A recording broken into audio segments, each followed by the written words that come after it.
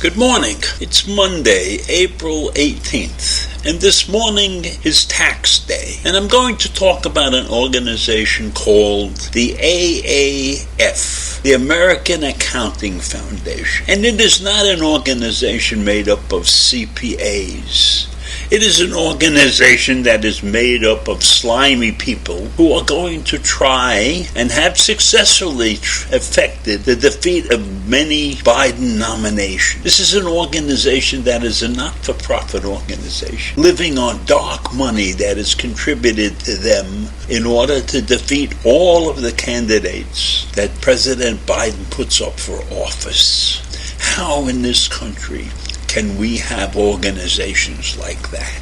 Isn't that sort of anti-American? It was one of the organizations that developed the attacks on the confirmation of Ketanji Brown Jackson. And they go after other political appointees who are not that high profile. The AAF was explicitly put together in 2020 to attack all of the nominees that Joe Biden put up for office. It's a politically active, tax-exempt, non-profit charity that does not disclose its backers. Can you imagine that? Running around, creating half-truths about nominees and getting money from people who are hiding behind our laws. Its sole purpose is not to do anything good. Its sole purpose is to prevent the approval of all of the Biden administration's nominees. And how do they do this? It's done kind of like the old-fashioned way, something called mudslinging. And both parties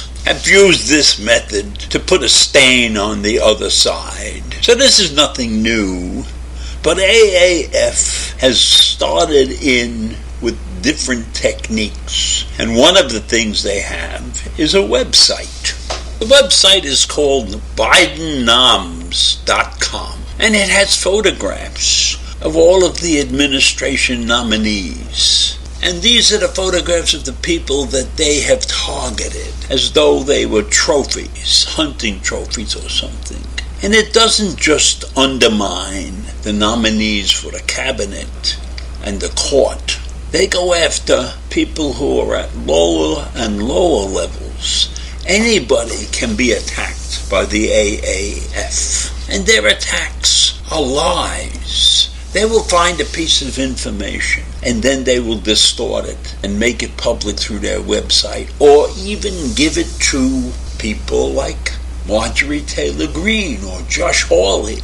Any one of the high-level, outspoken Republicans who are stupid enough to listen to these people will get this information. And the information is a group of half-truths, perhaps. And they get a lot of this information by sending people out into the neighborhoods where these nominees live. And these people go out there and pretend that they're gathering information to support the nominee, and they ask questions of the neighbors, and sometimes maybe even a relative or two if they can find one that's willing to talk to these people. And so that's how they operate. They get this information and then they spew it through the website, perhaps through articles, perhaps, but they're never true. What they tell people is never 100% the truth. So it's an awful situation, and they can't do anything about it. They're legitimately together, so to speak, a non-profit doing this. And the AAF is predominantly run by a group of white conservatives, white men, and they have particularly focused on blocking women and people of color. So this is discrimination at the highest level, and there's nothing in our laws that can stop them from doing this.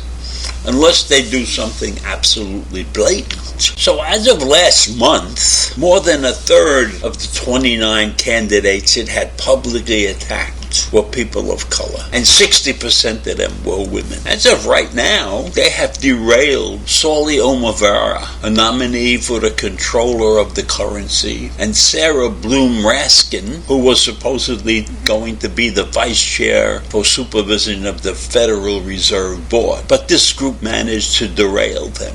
Right now, this group is attacking Lisa Cook, who, if she's confirmed, would become the first black woman to serve on the Federal Reserve's Board of Governors.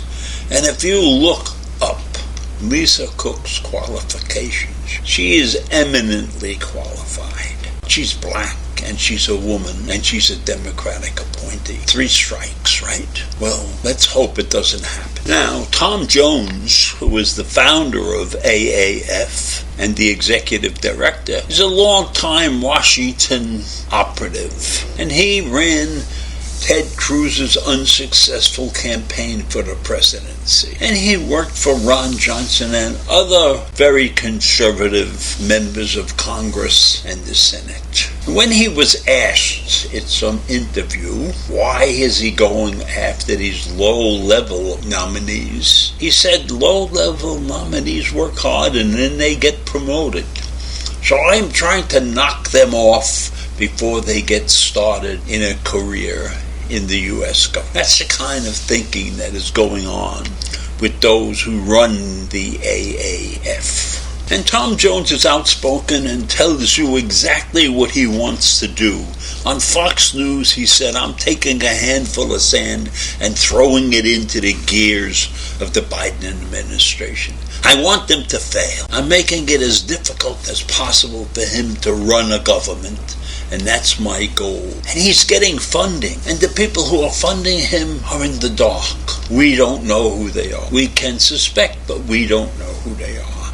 So what do you think of that? A man who can hide behind being a charity, a charitable organization, a not-for-profit organization. I think there's a lot more in it. He and his associates go to extraordinary lengths to gather information. He even had a member of his organization sit in on a training session for congressional staffers and asked a whole bunch of pointed questions. But he never got the answers that he wanted.